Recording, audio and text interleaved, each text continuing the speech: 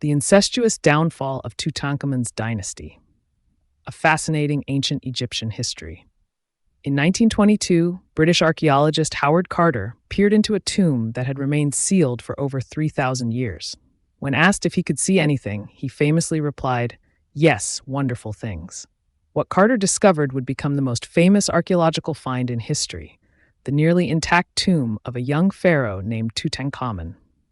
This boy king, who took the throne at approximately age 9 and died before he turned 20, has since become the face of ancient Egypt in popular imagination.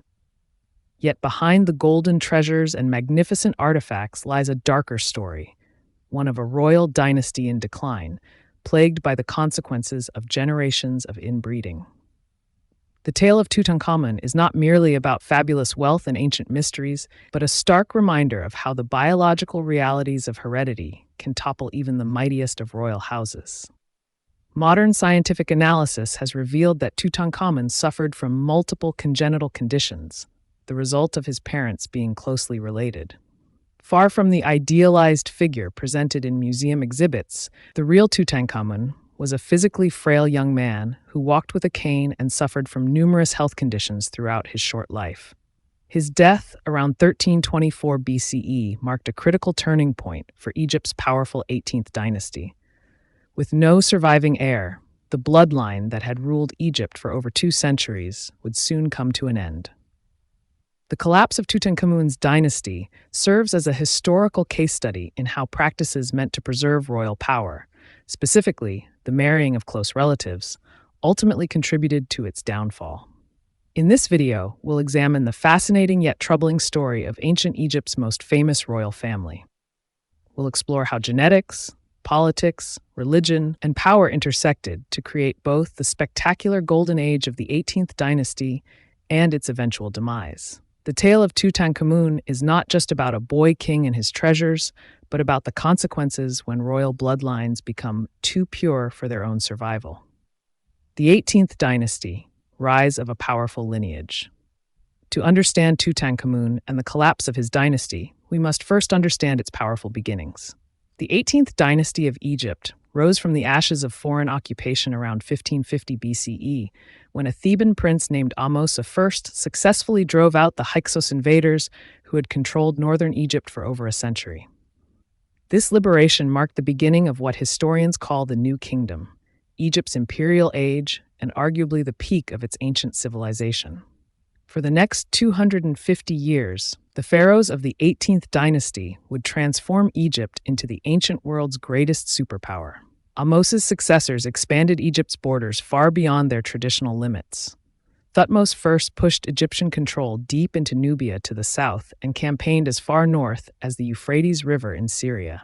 His grandson, Thutmose III, often called the Napoleon of Egypt, led 17 military campaigns and established an empire stretching from modern-day Sudan to the borders of Turkey. But the 18th dynasty wasn't just about military might. This was also an era of unprecedented wealth and cultural flowering. Trade networks expanded across the Mediterranean and into sub-Saharan Africa, bringing gold, ivory, exotic woods, and luxury goods into Egypt. The dynasty also produced one of Egypt's few female pharaohs, Hatshepsut, who ruled not as a queen but as a king in her own right for over 20 years. Her massive mortuary temple at Deir el-Bahari stands as testimony to the prosperity of the era. This golden age reached its zenith under Amenhotep III, Tutankhamun's grandfather.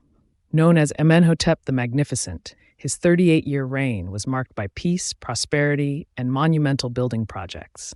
The Egypt he ruled was wealthy beyond imagination, respected and feared by neighboring kingdoms, and stable internally. Yet even at this peak of power, the seeds of disaster were being sown. The practice of royal incest, while not universal among Egyptian pharaohs, had occurred throughout Egyptian history. But in the late 18th dynasty, this practice intensified.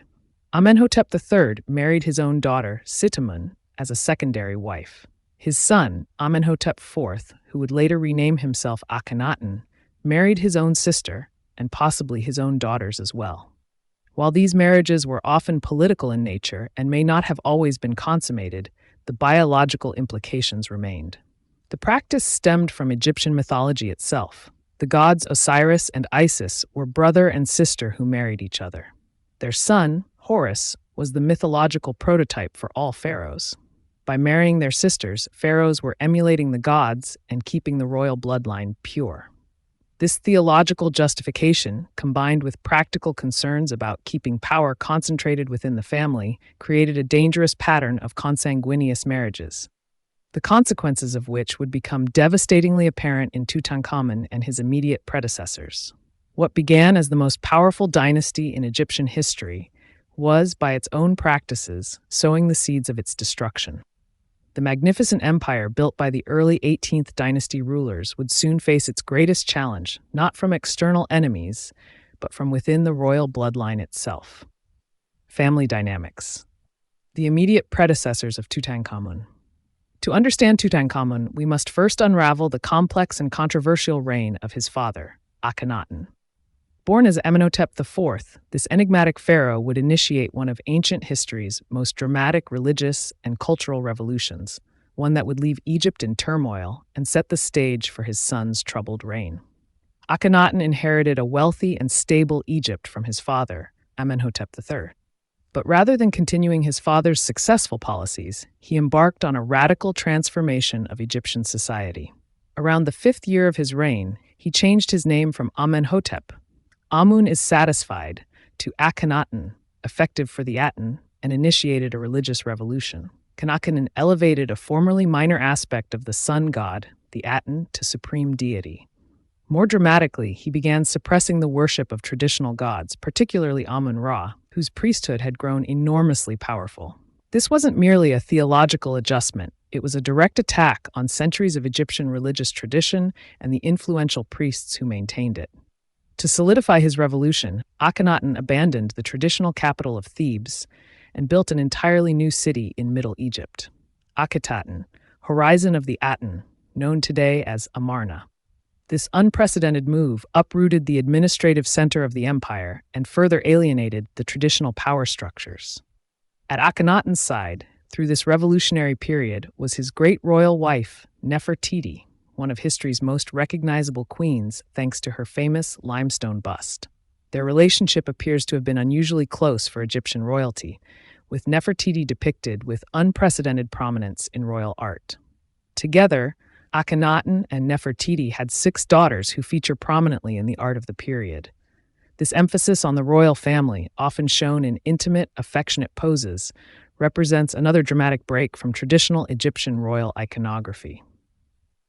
But the apparent domestic bliss portrayed in Amarna art masked a more complicated reality. While Nefertiti was his principal consort, genetic evidence now confirms that Akhenaten also married his own sister, a woman most scholars identify as Nebeta, or Bekhetaten. This marriage to his sister would produce the future King Tutankhamun, a child born of siblings. The last years of Akhenaten's reign remain shrouded in mystery. Nefertiti seems to disappear from the historical record, though some scholars believe she may have ruled as co-regent under the name Neferneferuaten. Evidence suggests growing instability in the empire, with diplomatic correspondence showing Egypt's international standing weakening as Akhenaten focused inward on his religious reforms. Around the 17th year of his reign, Akhenaten appears to have taken a co-regent, possibly an older son named Smenkhkare, whose identity remains contested. Some scholars even suggest Smenkhkare might have been Nefertiti ruling under a male identity. This co-regency lasted only briefly before both Akhenaten and Smenkhkare disappeared from history.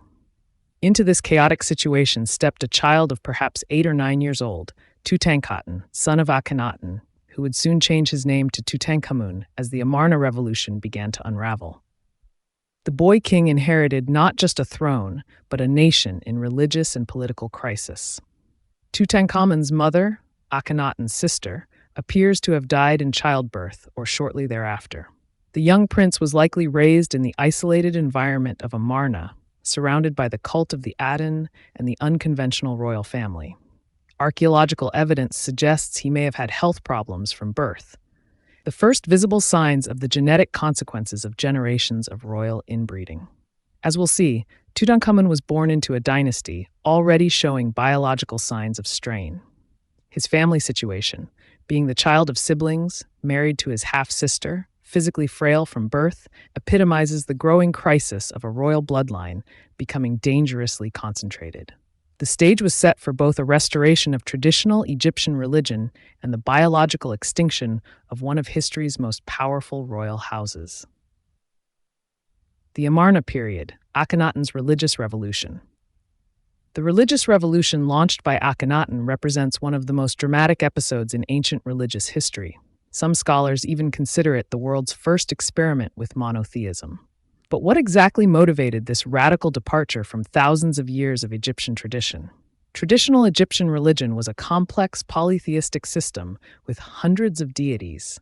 Gods like Amun, Osiris, and Isis had deep mythological backgrounds, elaborate rituals, and powerful priesthoods.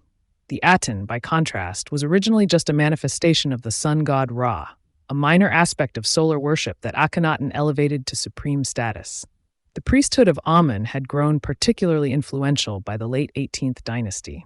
With vast landholdings and thousands of staff, they controlled as much as one-third of Egypt's agricultural wealth. Some historians believe Akhenaten's religious reforms were as much about breaking the political power of these priests as they were about theological innovation. Unlike traditional Egyptian deities, the Aten was not anthropomorphic. It was depicted simply as a sun disk with rays ending in hands. The Aten had no mythology, no human or animal form, and most crucially, could only be accessed through Akhenaten himself. The pharaoh positioned himself as the sole intermediary between humanity and the divine, effectively eliminating the need for priests. This theological revolution came with a whole new artistic style.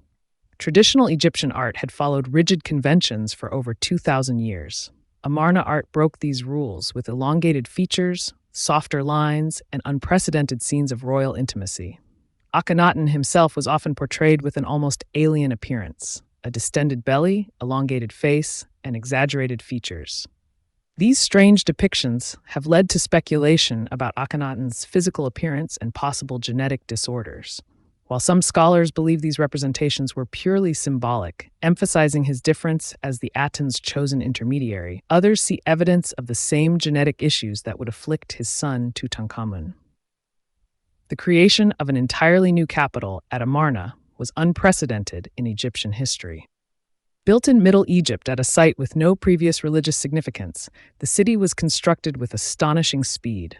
Carved boundary stelae make clear that this location was personally chosen by Akhenaten as virgin territory for his new religion. Amarna was designed around the worship of the Aten, with open-air temples that allowed sunlight to flood in, unlike the dark, enclosed sanctuaries of traditional Egyptian temples.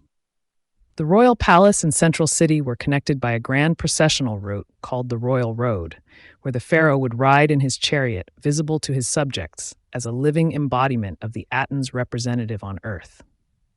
But Akhenaten's revolution wasn't just architectural and artistic, it was explicitly theological. In the great hymn to the Aten, attributed to Akhenaten himself, we find remarkable poetry praising the Aten as the one true God. Creator of all things, how manifold are your works! They are hidden from sight, O sole God, beside whom there is no other. You created the earth according to your desire, being alone. These words bear striking similarity to later monotheistic religious texts, leading some scholars to suggest connections between Atenism and the development of early Judaism, though most academics view such direct influence as speculative at best. While Akhenaten focused intensely on his religious program, evidence suggests the administration of Egypt's vast empire began to suffer. The diplomatic letters known as the Amarna Correspondence revealed deteriorating relationships with vassal states and foreign powers. Appeals for military aid were ignored as Egypt's influence in the Levant diminished. How deeply did ordinary Egyptians embrace the new religion? Archaeological evidence suggests a mixed picture. In Amarna itself, small shrines to the Aten appear in many homes, but amulets of traditional gods like Bes and Taweret, protectors of households and childbirth, were still used privately. Outside Amarna, traditional worship likely continued with minimal disruption. The suppression of traditional religion intensified as Akhenaten's reign progressed. Teams were sent throughout Egypt to chisel out the name of Amun and other gods from monuments.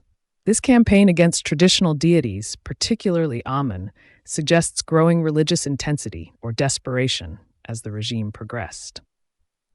By the end of Akhenaten's approximately 17-year reign, there are signs that his revolution was already faltering.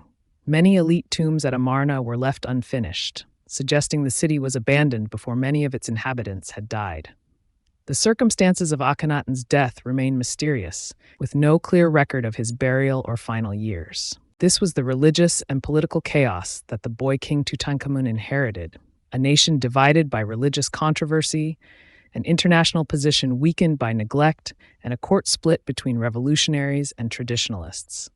The stage was set for a dramatic counter-revolution that would shape Tutankhamun's brief reign and the ultimate fate of the dynasty. Inbreeding. Among Egyptian royalty, cultural context. To understand the genetic collapse of Tutankhamun's dynasty, we must examine why Egyptian royalty practiced inbreeding in the first place. While modern societies universally prohibit close family marriages due to our understanding of genetic consequences, the ancient Egyptians approached this practice from an entirely different cultural framework. The practice had deep theological roots in Egyptian creation myths. According to their cosmology, the world began with the god Atum, who created the first divine couple, Shu and Tefnut. These deities then gave birth to Geb, earth, and Nut, sky, who in turn produced two sets of brother-sister pairs, Osiris and Isis, and Seth and Nephthys. Osiris and Isis, brother and sister, married each other and became the model for divine kingship. Their son Horus, born from this sibling union, became the mythological prototype for all pharaohs. Every king of Egypt was considered the living Horus and the earthly embodiment of this divine principle. By marrying his sister, a pharaoh wasn't simply making a political choice. He was reenacting the divine cosmological pattern. As Egyptologist Pascal Vernus notes, the royal incest myth reflected and justified real-world practices in the royal house. It provided divine precedent for human behavior. However, it's important to note that sibling marriages were not practiced by ordinary Egyptians. This was exclusively a royal prerogative reserved for the pharaoh and his immediate family. For common people, marriage between siblings was neither legal nor socially acceptable. The pharaoh's family was considered semi-divine, operating under different rules. The historical record shows that brother-sister marriages among royalty were not consistent throughout Egyptian history. They appear to have been most common during the Ptolemaic period, 305 to 30 BCE, centuries after Tutankhamun. In earlier periods, including much of the 18th dynasty, pharaohs more commonly married non-relatives or distant cousins. However, evidence suggests that consanguineous marriages intensified during the later part of the 18th dynasty. Amenhotep III married his daughter Sitamun as a secondary wife. His son Akhenaten appears to have married his own sister, who became Tutankhamun's mother. Some evidence suggests Akhenaten may have even married his own daughters. What drove this intensification of inbreeding practices? Several factors likely contributed. First, as Egypt reached the zenith of its imperial power, maintaining the purity of the royal bloodline became increasingly important symbolically. Foreign princesses were still welcomed into the royal harem, but the position of great royal wife, the principal queen who would bear the heir, was increasingly reserved for women of direct royal Egyptian lineage. Second, the theological concept of divine kingship had evolved to concentrate even more religious power in the pharaoh. By the time of Akhenaten, the pharaoh claimed a unique relationship with divinity that made maintaining the royal bloodline even more critical. Third, practical considerations of inheritance and power played a role. Royal women could inherit substantial property and authority. By marrying his sister or daughter, a pharaoh kept these assets within the immediate family while preventing the rise of competing power centers through marriage alliances. What the Egyptians could not have understood were the genetic consequences of these practices. Each child receives half their DNA from each parent. When parents are closely related, they share much of their DNA, increasing the chance that harmful recessive genes will pair up in their offspring. In a normal population, recessive genetic disorders remain rare because they require two copies of the defective gene. one from each parent. But when close relatives reproduce, the likelihood of matching recessive genes increases dramatically with each generation of inbreeding. These genetic principles were completely unknown in ancient Egypt. The royal family had no way to connect their marriage practices with the increasing physical ailments appearing in their children. They would have attributed physical abnormalities to divine will rather than genetics. Egyptian medical texts describe treatments for many conditions we now know can be genetic in origin, but they attributed these to spiritual causes or imbalances rather than heredity. The concept of genetic inheritance would not be scientifically understood until Gregor Mendel's work in the 19th century, more than 3,000 years after Tutankhamun. This disconnect between idealized royal imagery and biological reality grew more pronounced with each generation of the late 18th dynasty. As we'll see when examining scientific evidence, by Tutankhamun's time, the consequences of generations of intermittent inbreeding had created a biological crisis for the royal family, one that would ultimately contribute to the dynasty's collapse. Genetic analysis. The scientific evidence, for centuries, Tutankhamun's life and death remained shrouded in mystery, with historians relying solely on ancient texts and artistic depictions. But in recent decades, revolutionary scientific techniques have allowed researchers to examine the boy king's remains using technologies the ancient Egyptians could never have imagined. In 2005, Egyptian authorities permitted a major scientific investigation of Tutankhamun's mummy using computerized tomography, or CT scanning. This non-invasive technique allowed scientists to see inside the mummy without unwrapping it, revealing the pharaoh's skeletal structure and internal features in unprecedented detail. The results were striking. Far from the idealized images seen in ancient Egyptian art, Tutankhamun's body showed multiple congenital abnormalities. He had a slightly cleft palate and a mild clubfoot, requiring him to walk with a cane. Indeed, over 130 walking sticks were found in his tomb. His spine showed evidence of mild scoliosis, and his sternum was abnormally flat. The CT scans also revealed evidence of Koehler disease 2, a rare bone disorder affecting the bones of the foot. This condition would have caused significant pain when walking. These physical issues align with artistic evidence. Several depictions show Tutankhamun seated while performing activities typically shown with the pharaoh standing, such as hunting. But the most groundbreaking research came in 2010 when an international team led by Dr. Zahi Hawass and geneticist Karsten Pusch conducted DNA analysis on Tutankhamun and other royal mummies. This study, published in the Journal of the American Medical Association, provided the first genetic evidence of the royal family's bloodlines. Extracting DNA from 3,300-year-old mummies presented enormous technical challenges. The team had to develop special protocols to avoid contamination and implement multiple independent verifications. They ultimately succeeded in extracting usable DNA from several royal mummies, allowing them to conduct a family relationship analysis. The results confirmed what many Egyptologists had long suspected. Tutankhamun was the product of an incestuous relationship. The DNA evidence established with over 99.9% certainty that the mummy found in tomb KV55, believed to be Akhenaten, was Tutankhamun's father. More surprisingly, they confirmed that Tutankhamun's mother was Akhenaten's full sister.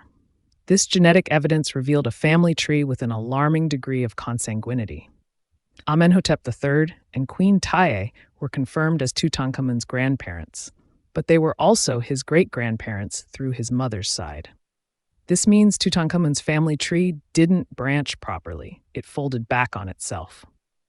The study also examined specific genetic markers associated with genetic disorders. The researchers found evidence that Tutankhamun suffered from several genetic-based health issues, including an inherited form of epilepsy and a hormone imbalance that gave him feminine physical characteristics, including enlarged breasts, gynecomastia. Furthermore, genetic testing revealed Tutankhamun carried genes for multiple inherited disorders, including a form of malaria, specifically Plasmodium falciparum. While malaria wasn't a direct result of inbreeding, his compromised immune system, likely weakened by genetic disorders, would have made him more vulnerable to infectious diseases. Perhaps most significantly for the dynasty's future, Genetic evidence suggests Tutankhamun was effectively infertile. Two mummified fetuses found in his tomb were confirmed through DNA testing to be his biological daughters with his half-sister wife Ankhesenamun, but both fetuses showed severe congenital deformities incompatible with life. The scientific evidence paints a picture of a physically frail young man, suffering from multiple genetic disorders who likely experienced chronic pain and limited mobility throughout his short life. Modern medical analysis suggests these combined conditions would have significantly compromised his immune system. This medical reality contrasts sharply with the idealized images of the pharaoh found in his tomb, where he is depicted as a strong, athletic young ruler. Such idealization was standard practice in royal Egyptian art, but the disparity between artistic representation and biological reality is particularly striking in Tutankhamun's case. Critics have questioned some aspects of the genetic study, noting the challenges of working with ancient DNA and the possibility of contamination. However, the multiple physical abnormalities evident in the CT scans provide independent confirmation of genetic health issues, supporting the DNA findings. When viewed collectively, the scientific evidence reveals a dynasty in biological crisis. Generations of intermittent inbreeding had created a genetic bottleneck, with harmful recessive traits becoming increasingly expressed. Tutankhamun represents a biological endpoint in this process, a young king whose body bore the cumulative genetic consequences of his dynasty's marriage practices. Tutankhamun's parents. The controversial identity. While genetic testing has provided unprecedented insight into Tutankhamun's family relationships, the specific identities of his parents remain subjects of scholarly debate. The DNA evidence is clear that his father was a son of Amenhotep III and Queen Tiye, and his mother was a full-blooded daughter of the same royal couple, making his parents biological siblings. But putting names to these individuals has proven challenging. Most Egyptologists agree that Tutankhamun's father was Akhenaten. The genetic relationship between Tutankhamun and the mummy found in tomb KV55, widely accepted as Akhenaten, confirms a father-son relationship. Historical evidence also indicates Tutankhamun was Akhenaten's successor, though possibly not his immediate successor. However, some controversy persists about the KV55 mummy. Initial examinations in the early 20th century estimated the individual was a young man who died around age 25, which would rule out Akhenaten, who reigned for 17 years and was likely middle-aged at death. Later analyses using modern techniques revised this estimate, suggesting the individual died between 35 and 45 years old, consistent with Akhenaten's expected age at death. The confusion stems partly from the deliberate defacement of the KV55 burial. The name on the coffin was carefully chiseled out, and many identifying features were removed, evidence of the posthumous condemnation Akhenaten suffered as Egypt returned to traditional religious practices. This deliberate attempt to erase his identity has complicated archaeological identification. The identity of Tutankhamun's mother is even more contested. The genetic evidence tells us she was a full sister of Akhenaten, making her a daughter of Amenhotep III and Queen Tiye. But which daughter? Amenhotep III had several daughters, including Sitamun, Henutneb, Isis, Nebeta, and others. No mummy has been definitively identified as Tutankhamun's mother. The team that conducted the genetic testing designated her as the Younger Lady, a previously unidentified female mummy found in tomb KV35. This mummy shows signs of having died at a relatively young age, possibly in childbirth. For years, many Egyptologists had theorized that Nefertiti, Akhenaten's principal wife, was Tutankhamun's mother. This would have made his parentage less problematic from a genetic perspective. However, the DNA evidence conclusively ruled this out. Tutankhamun's mother was a daughter of Amenhotep III and Queen Tiye, while Nefertiti appears to have come from a non-royal family. Some scholars have suggested the mother might be Princess Sitamun, who was elevated to the position of great royal wife during her father Amenhotep III's reign, a sign that she may have entered a conjugal relationship with him. If Akhenaten followed this pattern of father-daughter marriage with his own daughters, it would suggest sibling marriage was also practiced. Others propose Princess Nebeta or the more obscure Princess Bekhetaten as candidates. The historical record for these royal women is frustratingly incomplete. Royal women often changed names when taking on new roles or titles, further complicating identification. What's particularly notable is the near-complete absence of Tutankhamun's mother from historical records. Unlike Nefertiti, who features prominently in Amarna art and inscriptions, Tutankhamun's biological mother is virtually invisible in historical sources. This suggests she may have died when he was very young, possibly during childbirth.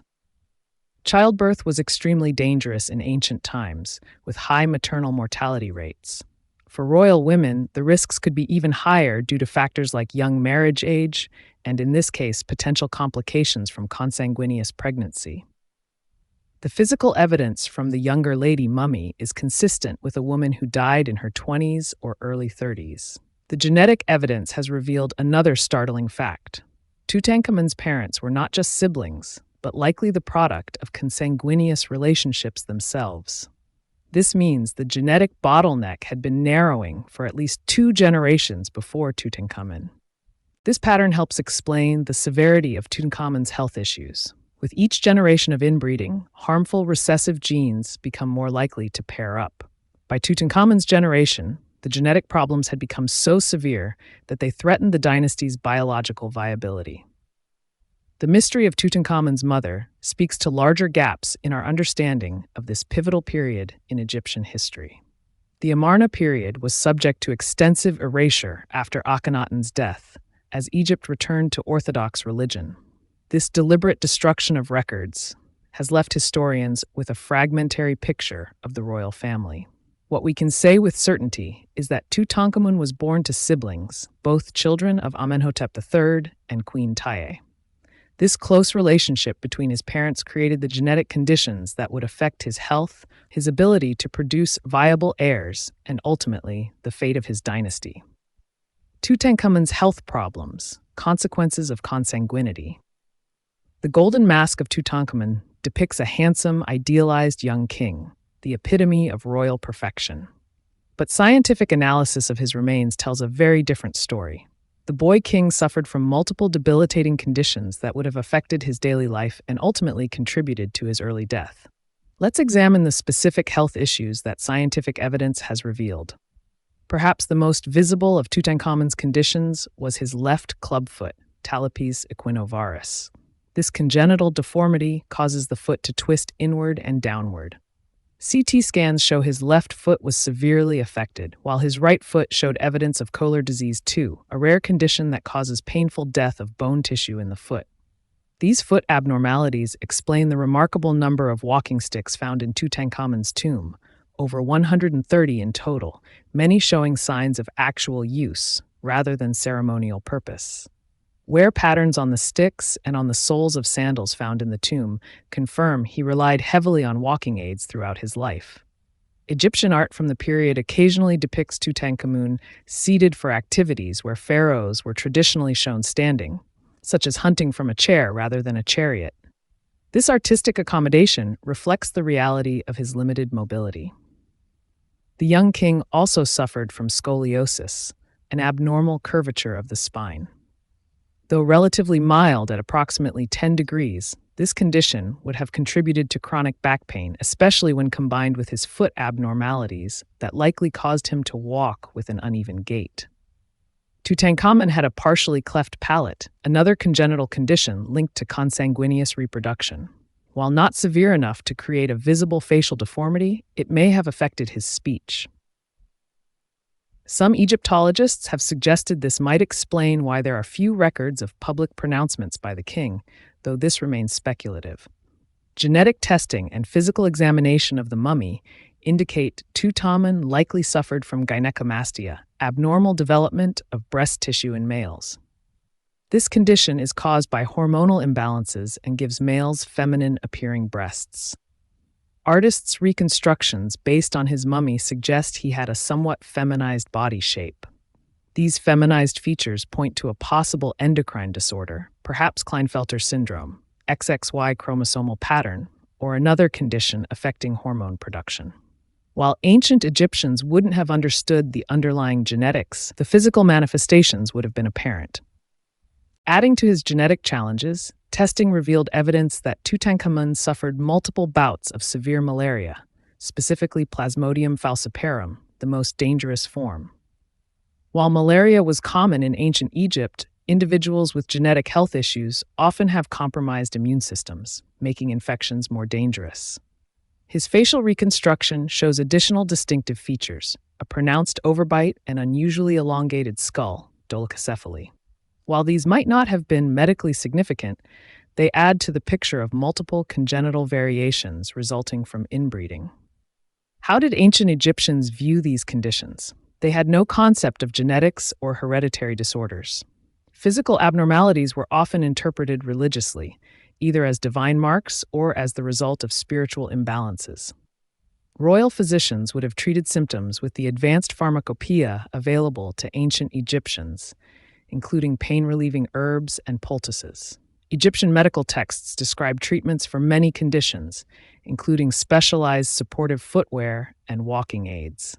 The royal physicians likely provided the best care available in the ancient world, but without understanding the genetic origins of these conditions, they could only manage symptoms rather than address causes. The final health challenge for the young king came in the form of a severe fracture to his left femur, thigh bone, shortly before death. The break shows no signs of healing, suggesting it occurred very near the time of death. This injury, combined with the evidence of malaria, has led many researchers to propose a scenario for his death. A king with already compromised health suffers a severe leg fracture, develops an infection in the wound, and succumbs to sepsis. His compromised immune system, weakened by genetic disorders and malaria, would have made fighting infection particularly difficult. Modern antibiotics would easily treat such infections today, but in ancient Egypt, such complications were often fatal. Perhaps most consequential for the dynasty, Tutankhamun's health problems extended to his reproductive capabilities. The two mummified fetuses found in his tomb, DNA testing confirmed they were his biological daughters, with his half-sister wife Ankhesenamun, showed severe congenital abnormalities. Neither fetus developed past about 5 months gestation, suggesting miscarriages rather than stillbirths. These unsuccessful pregnancies represent the genetic endpoint of generations of intermittent inbreeding. When closely related parents produce offspring, recessive genetic disorders become increasingly likely to express themselves. By Tutankhamun's generation, the accumulation of harmful recessive genes had made producing viable offspring extremely difficult. Items found in the tomb suggest the royal couple was concerned with fertility. Several artifacts associated with fertility rituals were included among the burial goods, indicating the importance placed on producing an heir, an effort that ultimately proved unsuccessful. Tutankhamun's numerous health problems serve as a stark biological case study in the consequences of consanguineous reproduction. While one generation of sibling marriage might produce children with manageable conditions, multiple generations create a compounding effect as the genetic diversity of the family narrows dangerously. For Tutankhamun personally, these conditions meant a life of chronic pain and physical limitation, cut short at approximately age 19.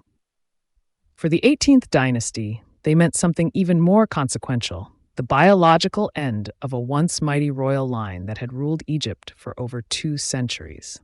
The young pharaoh's short reign and achievements. When Tutankhamun ascended to the throne around 1332 BCE, Egypt was in disarray.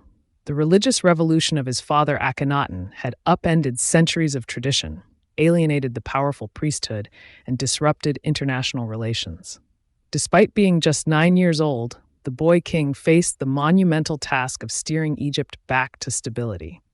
In reality, the young pharaoh was likely a figurehead during the early years of his reign. The true power behind the throne rested with his advisors, particularly Ai, who had served as vizier under previous kings, and Horemheb, the military commander. These experienced officials gradually began the process of restoring Egypt to its traditional order. One of the most significant acts of Tutankhamun's reign was documented on what historians call the Restoration Stela. This monument proclaimed the return to traditional Egyptian polytheism after Akhenaten's failed monotheistic experiment. The stela describes how Tutankhamun found the temples in ruins and the gods turning their backs on Egypt. Under his reign, temples were repaired, statues restored, and the traditional priesthoods reinstated. Archaeological evidence confirms this account. Throughout Egypt, Akhenaten's monuments were dismantled, sometimes with their materials repurposed for Tutankhamun's own building projects. The capital was moved back from Akhenaten's purpose-built city of Akhetaten, modern Amarna, to the traditional centers of Thebes and Memphis. Internationally, Tutankhamun's reign saw efforts to rebuild relationships with neighboring powers. The Amarna letters, diplomatic correspondence on clay tablets, reveal how Egypt worked to restore alliances with Mitanni, Babylon, and the Hittites. These diplomatic initiatives were crucial for trade and security after the relative isolation of Akhenaten's reign. Despite his physical limitations, Tutankhamun was portrayed in the traditional activities of Egyptian kings. Scenes from his tomb show him hunting, driving a chariot, and smiting enemies. Though these are certainly idealized representations rather than historical reality, they reflect the importance of maintaining the royal image, regardless of the king's actual capabilities. The artifacts from his tomb offer glimpses into the young king's daily life. Among the golden treasures were more personal items: a child's chair, linen gloves, and board games like Senet. There were even boomerangs and throwing sticks, suggesting at least an interest in outdoor activities, even if his participation was limited by his health. Records show that during his reign, Tutankhamun and his wife Enkisenamun struggled to produce an heir. 2 mummified fetuses found in his tomb are believed to be his stillborn daughters, suggesting that the royal couple did conceive but were unable to produce a living heir, another tragic consequence of the genetic issues plaguing the family. Tutankhamun's reign lasted approximately 10 years. He died unexpectedly around 1323 BCE, still in his late teens or very early 20s. Recent scientific analyses suggest multiple factors contributing to his death: a genetic bone disorder, malaria, and a badly broken leg that may have become infected. Far from the glorious reign depicted in royal propaganda, Tutankhamun's short life was marked by physical suffering and political challenges managed largely by his advisors. Yet despite its brevity, Tutankhamun's reign represented a critical period of restoration and stabilization for Egypt. He may not have been the most powerful or accomplished pharaoh, but his reign served as a crucial bridge between the radical Amarna period and Egypt's return to tradition. Without the course corrections made during his time on the throne, the damage caused by Akhenaten's religious experiments might have been far more lasting. Tutankhamun's marriage to his half-sister, Enkisenamun. Like many aspects of Tutankhamun's life, his marriage followed the troubling pattern of royal inbreeding that had come to define the late 18th dynasty. Enkisenamun was not just his queen, but also his half-sister. Both were children of the pharaoh Akhenaten, though born to different mothers. Born as Enkisenpotun, she was the third daughter of Akhenaten and his chief wife, the legendary beauty Nefertiti. Meanwhile, Tutankhamun was born to Akhenaten and one of his other wives, likely his own sister. This made the royal couple both half-siblings and first cousins simultaneously, a compounding of genetic relatedness that would have severe consequences. Enkisenamun was several years older than Tutankhamun and had lived through the tumultuous Amarna period as a child. She had even been married to her own father, Akhenaten, a practice shocking to modern sensibilities, but occasionally documented among Egyptian royalty at the height of their inbreeding practices. Despite the troubling nature of their relationship by modern standards, artifacts from Tutankhamun's tomb suggest a genuine affection between the young couple. The famous small golden throne depicts intimate scenes of the royal pair, with Enkisenamun applying perfume to her husband and touching him in tender gestures rarely depicted in formal Egyptian art. The changing of her name from Enkisenpotun to Enkisenamun reflects the broader religious restoration occurring during Tutankhamun's reign. Like the king himself, who changed his name from Tutankhaten, the queen's name was altered to honor the traditional god Amun rather than the Aten of her father's failed religious revolution. Archaeological evidence confirms that the couple desperately tried to continue the royal bloodline. 2 tiny mummified fetuses discovered in Tutankhamun's tomb are believed to be their daughters, suggesting at least 2 pregnancies that ended in miscarriage or stillbirth. DNA testing has confirmed these fetuses were indeed the offspring of Tutankhamun and very likely Ankhesenamun, carrying congenital abnormalities consistent with inbreeding.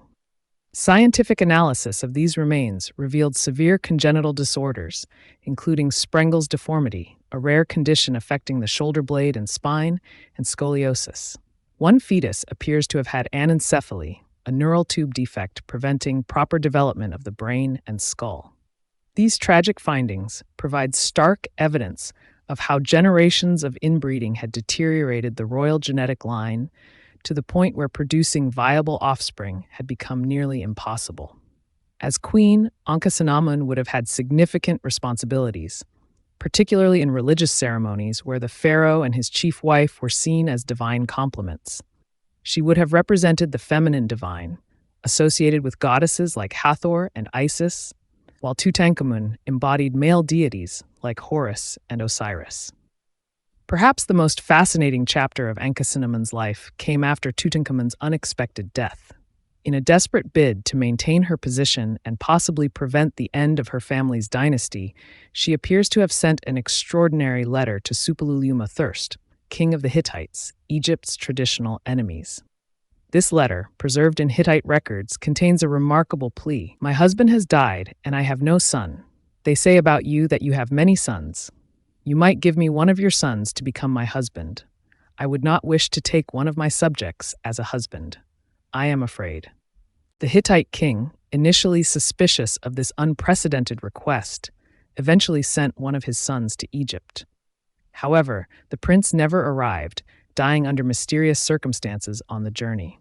Many historians believe he was assassinated by Egyptian officials who opposed this foreign match, particularly the powerful general Horemheb and Vizier Ai, who had their own designs on power. The historical record suggests that Ankhesenamun was ultimately forced to marry Ai, her grandfather or great-uncle, who succeeded Tutankhamun as pharaoh. This marriage would have legitimized Ai's claim to the throne, as he was not of direct royal blood despite his high position. For Ankhesenamun, this represented yet another incestuous union forced upon her by dynastic politics. After her marriage to Ai, Ankhesenamun disappears from the historical record.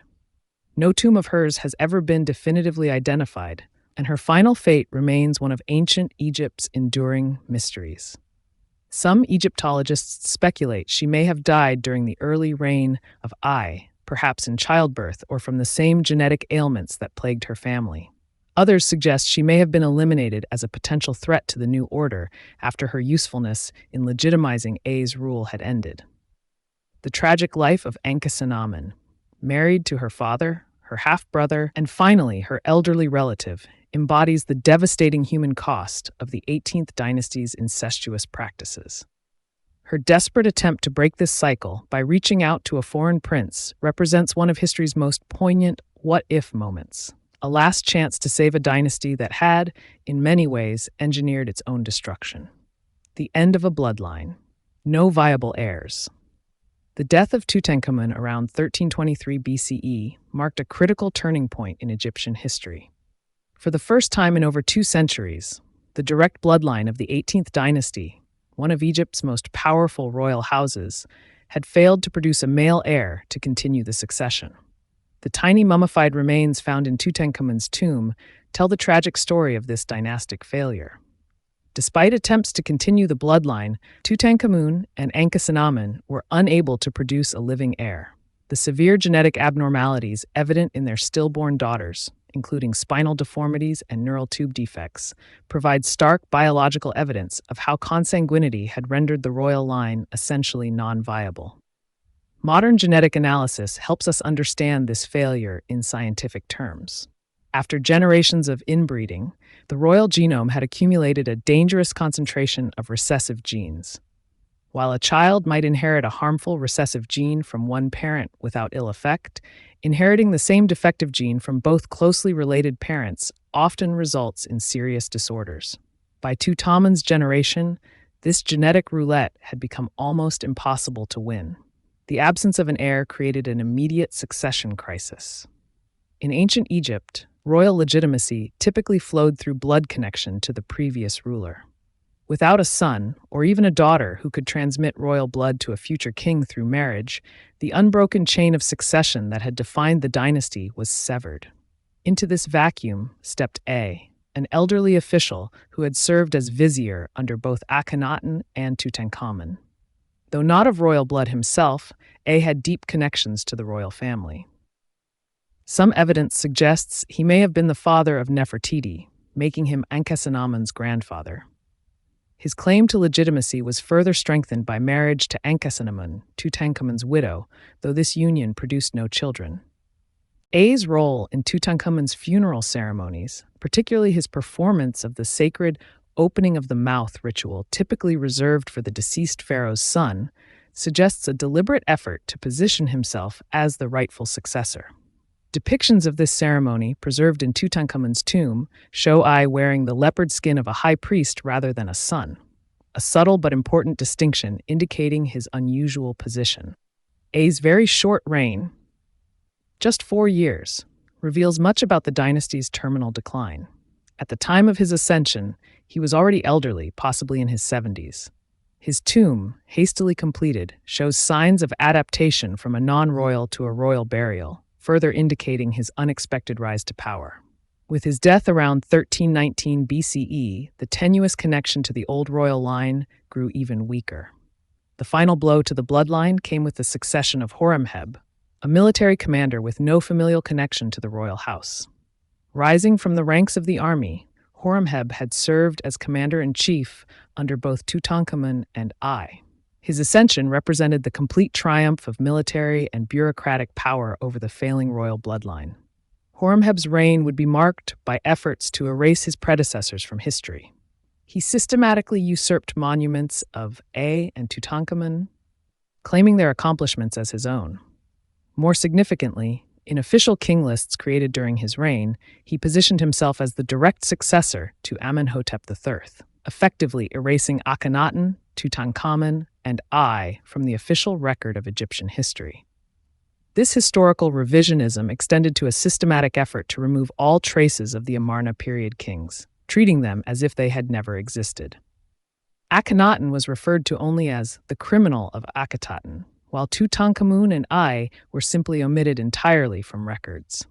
This erasure was so effective that Tutankhamun remained virtually unknown until Howard Carter's discovery thousands of years later. With no heir of his own, the aging Horemheb appointed his own successor from outside the royal bloodline, his vizier Parames, who would become Ramesses I and found Egypt's 19th dynasty. This final act marked the definitive end of the once mighty 18th dynasty, replaced by a line of kings with military rather than royal origins. The biological failure of Tutankhamun's line represents one of history's clearest examples of how inbreeding can lead to dynastic collapse. What had begun as a practice intended to keep power concentrated within the royal family ultimately rendered that family biologically unsustainable. The gods that the pharaohs claimed to represent on Earth could not override the fundamental laws of genetics. The irony is profound. The very practices meant to strengthen the royal bloodline, the marriage of brothers to sisters, fathers to daughters, and uncles to nieces, ultimately ensured its extinction. After more than 2 centuries of rule that had seen Egypt reach the height of its imperial power, the 18th dynasty ended not with a political revolution or military defeat, but with the quiet biological reality of an empty cradle. Final years, the dynasty in crisis. The final years of the 18th dynasty were marked by increasing instability as the biological weakness of the royal line intersected with political and religious turmoil. The dynasty that had once dominated the ancient world was entering its twilight, undermined by the very practices meant to preserve its power. When Tutankhamun died unexpectedly around 1323 BCE, still in his late teens, Egypt was thrown into a crisis that had been building for decades. The young king's death was sudden. Recent studies of his mummy suggest a combination of genetic disorders, malaria, and a badly broken leg that may have become infected. Without an heir, the unbroken chain of royal succession that had defined Egyptian stability for centuries was suddenly in jeopardy. Behind the scenes, a power struggle immediately ensued. The two dominant figures in this struggle were I, the elderly vizier who had served multiple kings, and Horemheb, the military commander who controlled Egypt's armed forces. Both men had been the true power behind Tutankhamun's throne during his minority, essentially running the country while maintaining the fiction of the boy king's rule. A moved quickly to secure his position. The speed with which Tutankhamun was buried, scientific analysis suggests the embalming was rushed and some traditional funerary preparations were abbreviated, indicates political urgency rather than careful ritual observance. By performing the crucial opening of the mouth ceremony for the deceased king, I positioned himself as the rightful successor. It was during this period of uncertainty that Queen Incestuous made her desperate appeal to the Hittite king for one of his sons to marry. Her letter, preserved in Hittite records, reveals the precariousness of her position. "Never shall I pick out a servant of mine and make him my husband, I am afraid." This remarkable diplomatic gambit suggests she was actively resisting the succession plans already in motion within the Egyptian court. The subsequent death of the Hittite prince who was sent in response to her plea, almost certainly assassinated on the orders of either I or Horemheb, shows how determined Egypt's power brokers were to prevent outside interference in the succession. For Egypt's traditional enemies to gain a foothold on the throne through marriage would have been unacceptable to the military and priestly establishments. When A assumed the throne, he was already elderly, possibly in his 70s. His reign, lasting only about 4 years, 1323 to 1319 BCE, was essentially a holding pattern rather than a new beginning. Though he continued Tutankhamun's policies of religious restoration, his advanced age meant that questions of succession remained at the forefront of Egyptian politics. Legitimizing his rule became A's primary concern. He married Tutankhamun's widow Incestuous, possibly against her will, to strengthen his claim to the throne through connection to the royal bloodline. His monuments and inscriptions emphasized continuity while glossing over his non-royal origins. Yet despite these efforts, his reign retained an air of improvisational crisis management rather than established authority. During this period, the Egyptian military gained unprecedented influence. With traditional sources of royal legitimacy weakened, armed force became an increasingly important factor in political calculations. Horemheb, as commander-in-chief, saw his power grow even though he remained technically subordinate to Pharaoh I. Internationally, Egypt's position was also weakening. The Hittites, emboldened by the internal Egyptian crisis and angered by the death of the prince sent to marry Ankhesenamun, began to challenge Egyptian control in the Levant. The correspondence of the period shows increasing anxiety among Egypt's vassal states about whether the once mighty empire could still protect them. Even Egypt's religious institutions showed signs of strain. Though the traditional cults had been restored after Akhenaten's reforms, they had not fully recovered their former wealth and influence. The rapid succession of kings with questionable legitimacy undermined the divine aspect of pharaonic rule that had been central to Egyptian theology for millennia. When I died around 1319 BCE, there was no obvious successor. Though he may have had sons from earlier marriages, none were positioned to claim the throne.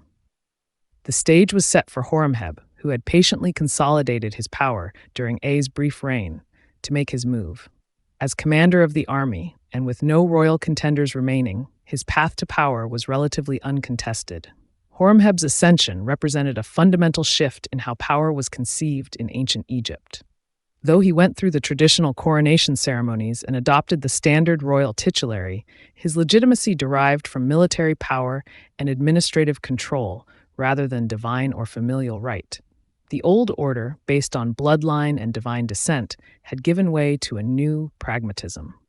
One of Horemheb's most significant acts was the systematic erasure of his predecessors from official history. He dated his reign as if he had directly succeeded Amenhotep III, effectively wiping out Akhenaten, Tutankhamun, and I from the record. This was not merely personal vindictiveness, but a calculated attempt to create a narrative of legitimacy and continuity that bypassed the troubled recent past. Recognizing that he too had no heir, the aging Horemheb appointed his vizier Paramesu as his successor.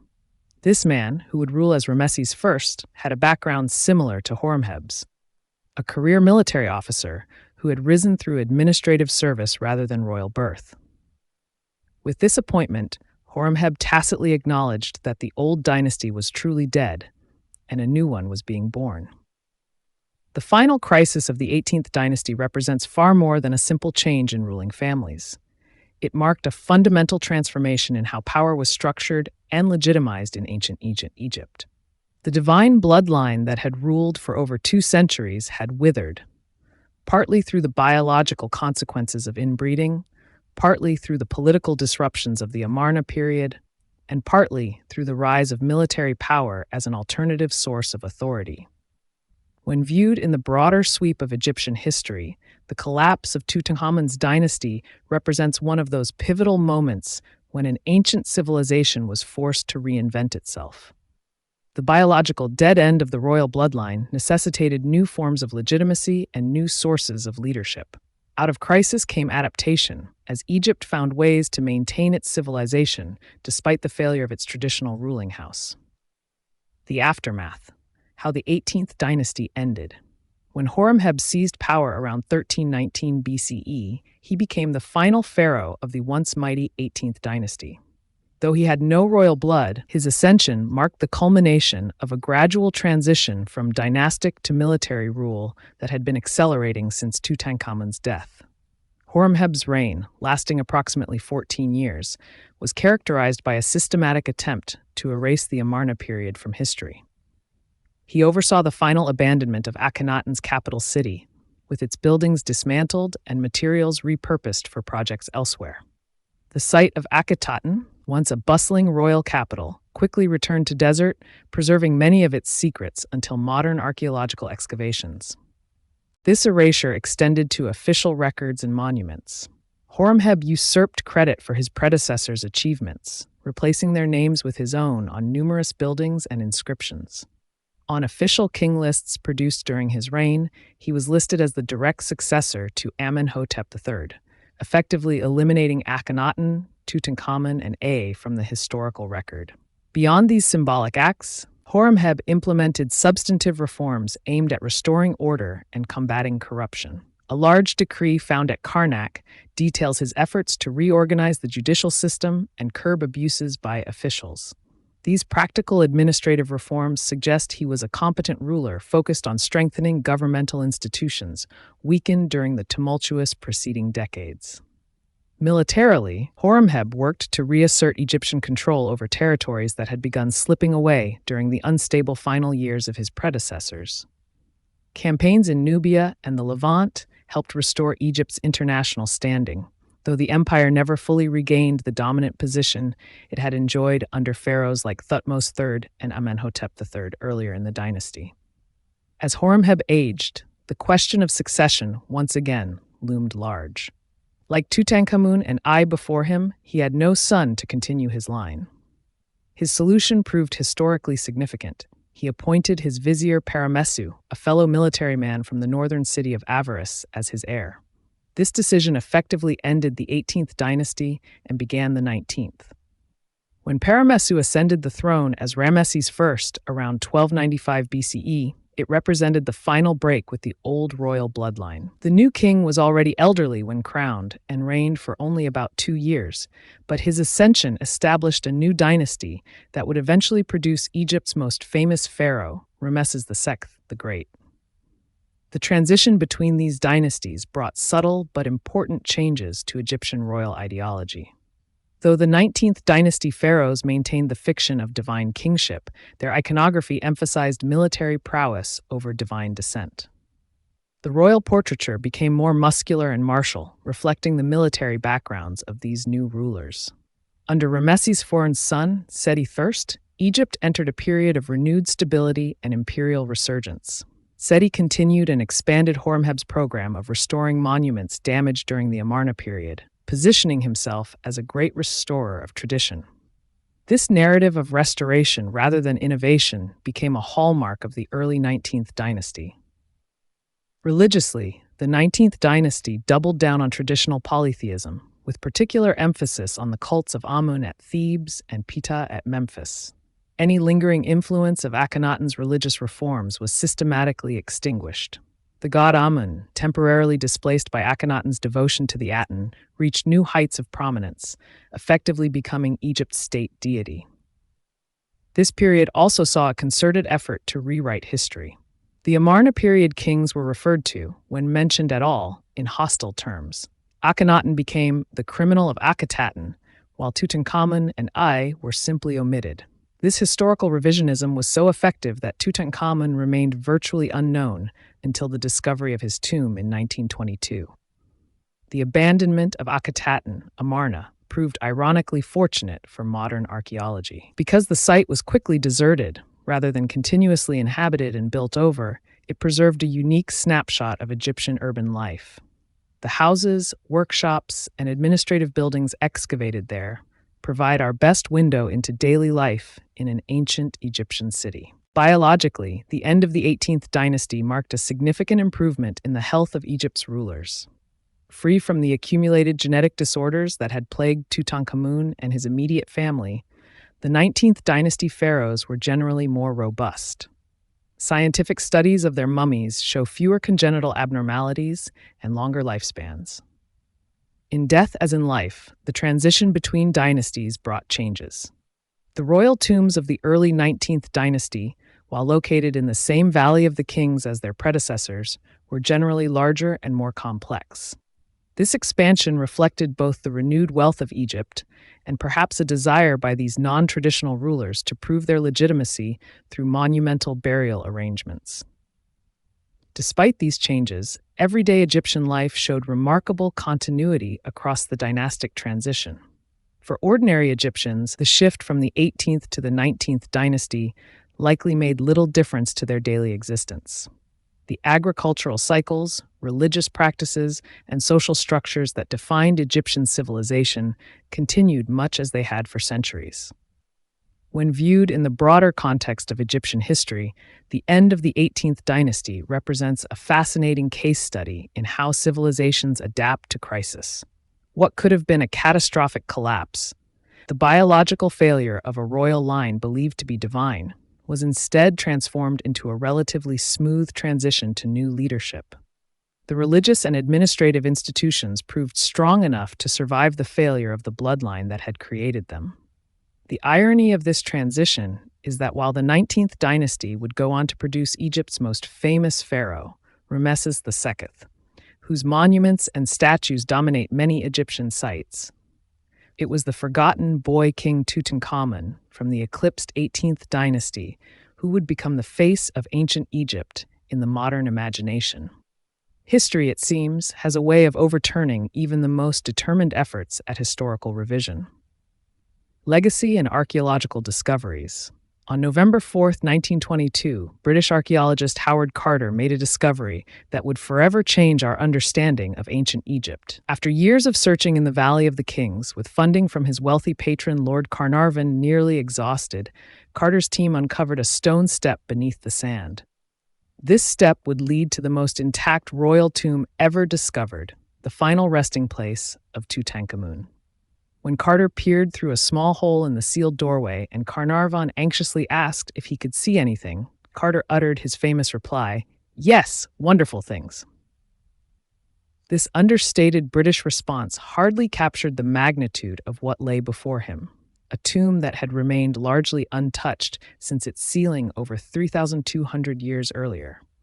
The tomb's relative intactness was a historical accident. Being a minor king who died unexpectedly young, Tutankhamun was buried in a smaller tomb possibly originally intended for someone else. Its modest entrance was soon covered by debris from later tomb constructions, effectively hiding it from grave robbers who systematically looted the valley's larger royal tombs. The discovery became a worldwide sensation, creating an Egyptomania that influenced everything from fashion to furniture design. Coming shortly after the horrors of World War I, and during a time of rapid social change, the story of the Boy King's tomb captured the public imagination. The exquisite artifacts, the hint of mystery, and the allure of vast golden treasures created a perfect storm of public interest. The excavation and documentation of the tomb's contents took Carter and his team nearly a decade. By modern archaeological standards, the work was rushed, but given the technology and methods of the time, Carter's careful recording was relatively thorough. Over 5,000 items were cataloged, from monumental statues to tiny pieces of jewelry, each providing insights into royal life in ancient Egypt. The most iconic find was undoubtedly the golden death mask that covered the king's mummified head. Weighing over 22 pounds of solid gold and inlaid with semi-precious stones, the mask became the defining image of ancient Egyptian splendor. Its slightly asymmetrical features may actually capture something of Tutankhamun's real appearance, as confirmed by later scientific studies of his mummy. Scientific examination of the king's remains began in 1925, when the mummy was first unwrapped. Early X-rays in the 1960s revealed intriguing details, including a fractured leg and fragments of bone within the skull. These findings sparked early theories about the king's cause of death, including the dramatic but unsupported idea that he was murdered by a blow to the head. More sophisticated analysis came with a CT scan in 2005, which provided the first three-dimensional look inside the mummy without further damaging it. This examination revealed that the skull damage had occurred after death during the mummification process. However, it confirmed the leg fracture was pre-mortem and may have become infected, possibly contributing to the king's death. The most groundbreaking scientific work came in 2010 when an Egyptian team led by Dr. Fras Zahi Hawass conducted DNA analysis on Tutankhamun and several other royal mummies. This genetic testing finally confirmed what had long been suspected, that the practice of incestuous marriages had led to serious genetic disorders in the royal family. The DNA results solved several long-standing mysteries. They confirmed that Tutankhamun was indeed the son of Akhenaten, previously known as the heretic king Amenhotep IV, and most likely his sister, whose mummy has been identified as the younger lady found in the tomb of Amenhotep II. This sister wife was not Nefertiti, as some had theorized, but another royal woman, possibly Akhenaten's sister. These genetic studies, combined with careful examination of the mummy, revealed that Tutankhamun suffered from multiple congenital disorders, including a clubfoot that required him to use a cane, many walking sticks were found in his tomb, and Kohler disease too, a rare bone disorder that causes painful degeneration of the foot bones. These conditions explain the large number of canes found in his tomb, and depictions of him seated for activities where other pharaohs would be shown standing. Perhaps most poignant were the findings regarding two tiny mummified fetuses found in the tomb. DNA testing confirmed they were indeed Tutankhamun's daughters, showing that despite his own genetic disorders, the young king and his half-sister wife had attempted to continue the royal bloodline. Their failure to produce a living heir proved devastating for the dynasty. Beyond the scientific discoveries, Tutankhamun's legacy has been shaped by the global exhibition of his treasures. Beginning with a tour in the 1970s that drew unprecedented crowds, these exhibitions have allowed millions worldwide to connect with ancient Egypt through the artifacts of this one young king. The most recent touring exhibition, which began in 2018, continues to break attendance records globally. In Egypt itself, tourism to Tutankhamun's actual tomb became so intense that it threatened the preservation of the burial chamber's fragile painted walls. In response, authorities commissioned an exact replica of the tomb nearby, allowing visitors to experience the space while protecting the original. Meanwhile, most of the king's treasures are now housed in the Grand Egyptian Museum near the Giza Pyramids, the largest archaeological museum in the world. Bookmark. Modern technology continues to reveal new aspects of Tutankhamun's story. Digital reconstructions based on CT scan data have produced increasingly accurate images of how the king might have looked in life. A young man with slightly feminine features consistent with certain genetic disorders and the pronounced overbite characteristic of his family. Ongoing conservation work on the thousands of artifacts continues to yield new insights. Recent analysis of the king's ceremonial dagger revealed it was made from meteoritic iron, demonstrating sophisticated metallurgical knowledge. Studies of the botanical materials in the tomb have identified plants from throughout the Mediterranean world, illuminating ancient trade networks. The century since Carter's discovery has transformed our understanding not just of one king, but of an entire civilization. The tomb's contents provided unprecedented insights into royal funerary practices, religious beliefs, artistic techniques, and daily life in ancient Egypt. Each generation of scholars has brought new methods and questions to the study of these materials. Perhaps most significantly, Tutankhamun's story has evolved from a simple tale of spectacular treasure to a complex human narrative, one that encompasses religious revolution, political restoration, genetic tragedy, and historical erasure. The boy king, nearly forgotten by history and deliberately excluded from ancient king lists, has ironically become the most recognized face of ancient Egypt. In popular culture, King Tut has become a shorthand for ancient Egyptian civilization itself. From merchandise to museum exhibitions, documentaries to digital reconstructions, his image has permeated global consciousness. This posthumous fame would surely have astonished both the young king himself and Horemheb, who tried so diligently to erase him from history. For scientists, Tutankhamun's remains and artifacts continue to provide invaluable research opportunities. New technologies allow ever more detailed analysis. Recent studies have identified specific genetic mutations, characterized his blood type, and even analyzed the microbiomes present in his tomb. Each study adds another piece to our understanding of this ancient royal family. For historians, the comparison between Tutankhamun's intact burial and the plundered tombs of more significant pharaohs provides a fascinating window into what has been lost. We can only imagine what the tombs of great pharaohs like Ramesses II or Thutmose III must have contained, based on the splendor of this relatively minor king's burial arrangements. A century after Carter's discovery, Tutankhamun continues to captivate our imagination and connect us to the ancient past. His story, from his birth into a troubled royal family, through his brief reign and early death, to his extraordinary afterlife in modern popular culture, reminds us of both the profound differences and the striking similarities between our world and that of ancient Egypt. The legacy of Tutankhamun ultimately transcends the treasures of his tomb. It lies in how his discovery has shaped our understanding of ancient Egypt, challenged assumptions about the past, and demonstrated how science can unlock secrets preserved for millennia. The boy king, whose memory was nearly erased from history, now serves as our most vivid window into a lost civilization, a final irony in a story already filled with historical paradoxes. Conclusion: lessons from history. The story of Tutankhamun and the collapse of his dynasty offers more than just a fascinating glimpse into ancient history. It presents us with profound lessons about power, biology, and the unintended consequences of human decisions that echo across millennia. First and foremost, Tutankhamun's story demonstrates the inescapable reality of biological inheritance. The 18th dynasty's practice of royal inbreeding, intended to preserve power and divine bloodlines, ultimately became its undoing. Nature cannot be fooled, and the laws of genetics apply equally to peasants and pharaohs. The compounding genetic issues across generations resulted in a king who, despite his wealth and status, suffered from numerous physical ailments and ultimately failed to produce a living heir.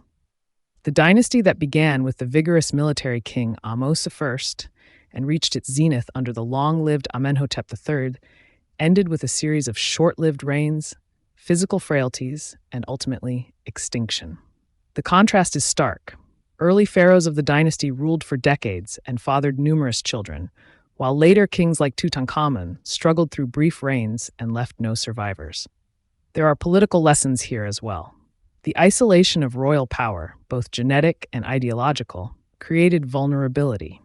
Akhenaten's radical religious experiment, possible only because of the absolute power he wielded, destabilized a society that had functioned successfully for centuries. His son Tutankhamun, weakened by inherited disorders, was unable to fully restore stability, leaving Egypt vulnerable to the political machinations of ambitious officials like Ai and Horemheb. Perhaps most remarkable is how Tutankhamun, a minor king in historical terms, has become the face of ancient Egypt for the modern world. This irony, that one of Egypt's least successful pharaohs is now its most famous, stems from the accident of his tomb's preservation. History is not just what happened, but what survives to be discovered. Had grave robbers found Tutankhamun's tomb in antiquity, as they did with almost every other royal burial, his name might be merely a footnote in king lists today. Instead, the magnificent artifacts from his tomb have made him immortal in a way that even the ancient Egyptians, with their elaborate preparations for the afterlife, could never have imagined. Today, we understand the science behind what happened to Tutankhamun's family. Modern genetic counseling helps families with hereditary conditions make informed choices. Royal families around the world now maintain genetic diversity through marriages outside close family circles. These practices reflect hard-won knowledge that came too late for the boy king and his dynasty. The contrast between Tutankhamun's golden image, perfect, immortal, divine, and the reality of his physical suffering reminds us how often history presents an idealized version of reality. Behind the magnificent artifacts and grand monuments of ancient Egypt were real human beings, subject to the same biological imperatives and limitations as people today. Scientific investigation of Tutankhamun and his family continues. New technologies may yet reveal more secrets about this fascinating dynasty. DNA analysis, advanced imaging, and other techniques unavailable to Howard Carter in 1922 are revolutionizing our understanding of ancient Egypt's royal families. In the Egyptian Book of the Dead, the heart of the deceased is weighed against the feather of Ma'at, the principle of truth and balance. Perhaps the most profound lesson from Tutankhamun's dynasty is about balance itself, between tradition and innovation, between preserving bloodlines and maintaining genetic health, between remembering the glory of the past and acknowledging its failures. In the vast expanse of human history, the 18th dynasty of Egypt was just a moment, about 250 years in a civilization that lasted over 3,000. Yet through Tutankhamun, its golden treasures, and the scientific revelations about his short, difficult life, this moment continues to fascinate and instruct us. The boy king, whose rule was a footnote in Egyptian history, has become one of its greatest teachers. As we gaze upon Tutankhamun's golden mask today, we are not just seeing an artifact of ancient splendor, but looking into a mirror that reflects our own humanity, our aspirations for greatness, our physical frailties, and our endless fascination with those who came before us. In this way, the boy king who died so young has achieved a form of immortality far beyond what his embalmers could have ever provided. Now that we've explored the fascinating and tragic story of Tutankhamun's dynasty, I'd like to hear your thoughts. What aspects of this royal family's collapse do you find most compelling? Was it the scientific evidence of inbreeding, the political intrigue following Tutankhamun's death, or perhaps the poignant human stories behind the golden artifacts? History is a conversation across time, and I'd love to continue this discussion with you in the comments below. Do you think Ankhesenamun's desperate letter to the Hittite king could have changed the course of Egyptian history had her plan succeeded? What other ancient dynasties suffered similar fates due to inbreeding? If you enjoyed this deep dive into ancient Egyptian history, please consider subscribing to our channel. We explore fascinating historical stories like this one every week, always focusing on the lesser-known details and human elements that textbooks often leave out. Your likes and shares help this content reach other history enthusiasts who might appreciate these stories as much as you do. Plus, they help me know which topics resonate most with you, so I can create more content you'll enjoy. In upcoming videos, we'll be exploring other intriguing dynasties and their downfalls, from the Ptolemaic line that ended with Cleopatra to the interconnected royal families of Europe before World War I. History has a way of repeating its lessons, and together we can uncover these patterns. Thank you for joining me on this journey into ancient Egypt's most famous yet troubled royal family. Until next time, remember that behind every golden mask of history lies a very human story waiting to be told.